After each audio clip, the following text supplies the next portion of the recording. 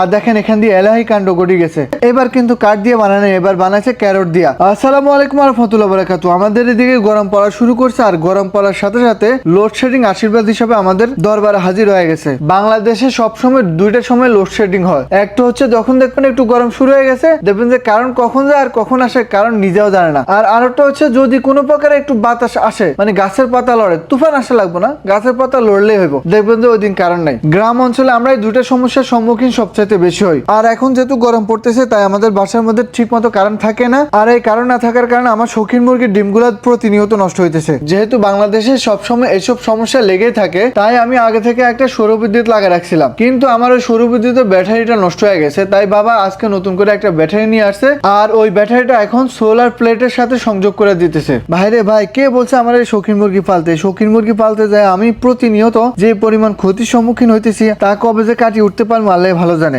এই পর্যন্ত 3-4টে incubator change করলাম, এরপর সোলার নামাইলাম, ব্যাটারি দিলাম, ব্যাটারি নষ্ট হইলো, ইনকিউবেটর নষ্ট হইলো, আবার নতুন করে ইনকিউবেটর আনলাম, আবার নতুন করে সোলার ব্যাটারি আনলাম। আমি আর পাইতেছি না কবে যে আমার এই দুঃখের চ্যাপ্টারটা শেষ হইব। অবশেষে বাবা সবকিছু ঠিকঠাক করে মেশিনের মধ্যে লাইন দিয়ে দিছে। এখন থেকে মেশিনের মধ্যে সবসময় বিদ্যুৎ থাকবে। আশা করি অন্তত 5টা বছর আর কোনো সমস্যা হইব না, কারণ ব্যাটারি গ্যারান্টি 5 বছর দিছে। এরপর বাবা একটা বাসায় ঝাড় নিয়ে চলে আসছে 3 তালা আমাদের ছাদ বাগানের মধ্যে। যেহেতু এই ছাদ ছাড়া আমাদের আর কোনো জায়গা নাই বাড়তি শাকসবজি উৎপাদন করার জন্য, তাই আমাদের এই ছাদের মধ্যে আমরা সবসময় চেষ্টা করি যতটুকু জায়গা আছে ওই জায়গাগুলোরে আমরা সম্পূর্ণ ব্যবহার করার। বাবা আসছে মূলত আমরা গাছের সাথে এই ঝোপটারে বাঁধিয়ে দিতে। এইখান থেকে কিন্তু বাবা কিছুদিন আগে মিষ্টি আলু উঠেছে। এখন ওই মিষ্টি আলু উঠানোর জায়গায় আবারও আলু লাগাই দিছে। এই আলু কিন্তু মিষ্টি আলু না, এই আলু না আমরা মাটির তলের আলু বলি। যদি আমি এই আলু সম্পর্কে আর কিছুই জানি না, মানে এটার অন্য কোনো নাম আছে কিনা আমি জানি না। মোট কথা হচ্ছে আপনার যতটুকু জায়গা আছে এই জায়গাটারে যদি আপনি সম্পূর্ণভাবে ব্যবহার করতে না পারেন বা উপযুক্তভাবে ব্যবহার করতে না পারেন, তাহলে এই যুগে আসি আপনি সর্বোচ্চ পরিশ্রম করার পরেও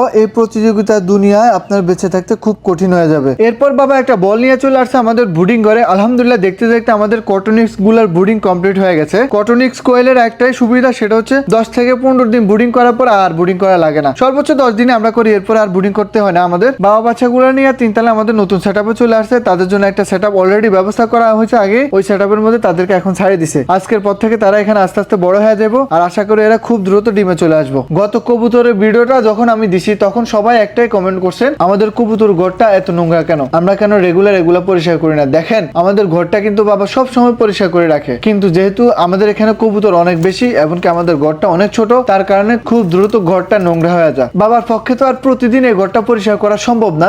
বাবা 1 সপ্তাহ 10 দিন পর একবার পরিষ্কার করার চেষ্টা করে। বাবা আজকেও পরিষ্কার করার জন্য চলে আসছে, আর দেখেন দেখতে দেখতে পুরো ঘরটা পরিষ্কার করে ফেলেছে আর এক বস্তা ময়লা বাইর করছে। এরপর বাবা কবুতর গুলার গোসল করার জন্য পানি দিয়ে দিছে, আর এখান দিয়ে দেখেন বাবা দুইটা নতুন করে কবুতরের খোপ বানাইছে। এবার কিন্তু কাঠ দিয়ে বানানো, এবার বানাইছে ক্যারট দিয়া। এই প্রথম আমরা ক্যারট দিয়া কবুতরের ঘর বানানোর চেষ্টা করছি। আপনারা কে কে ক্যারটের ঘর ব্যবহার করেন বা এটা সুবিধা অসুবিধা কি অবশ্যই জানানোর চেষ্টা করবেন। এরপর বাবা একটা একটা করে সবগুলো কবুতরের খোপ খুলে দিছে, আর কবুতর গুলা বাইরে গেছে। আর দেখেন অনেকগুলা কবুতর ডিমের মধ্যে বসে রয়েছে। প্রায় বেশিরভাগ কবুতরে আমাদের এখন ডিমের মধ্যে বসে রয়েছে। কবুতর সবগুলোরে বাবা খাবার দিয়ে দিছে, আর তারা খাবার খাইতেছে। আর দেখেন এখান দিয়ে এলাহি কাণ্ড ঘটে গেছে। আমাদের বাংলা কবুতর যেগুলো আছে ওইগুলা তো সুন্দর মতো গোসল করে উঠে যাইতে পারে, কিন্তু স্প্যানিশ চড়ুয়াগুলা যদি একবার পানির মধ্যে নামে আর উঠতে পারে না, আর তখনই একটা বিপদের মধ্যে পড়ে যাইতে হয়। যদি কেউ না থাকে তাহলে কিন্তু বড় দুর্ঘটনা ঘটার সম্ভাবনা থাকে। এই কারণে যখনই কবুতর ঘরে গোসলে পানি দেয় তখন কেউ না কেউ আশেপাশে থাকে। সবগুলো কবুতর খাবার খাইতেছে, বাবা তাদেরকে রাখি চলে আসছে আমাদের বুলবুলির কাছে। আমাদের বুলবুলি সবসময় ছোট বাচ্চা রাখি আবার ডিম দিয়ে দেয়। দেখেন নিচে তার বাচ্চাগুলো এখনো আছে, একবারে ছোট ছোট, কিন্তু সে উপরে আবার ডিম দিয়ে দিছে। অবশ্যই আপনারা দোয়া করবেন যাতে তার ডিমগুলো থেকে সুন্দর মতো বাচ্চা ফুটি বাইর হয়। আশা করি ভিডিওটা ভালো লাগছে, যদি ভালো লাগে চ্যানেলটা ফলো করবেন, সাবস্ক্রাইব করবেন। আল্লাহ হাফেজ।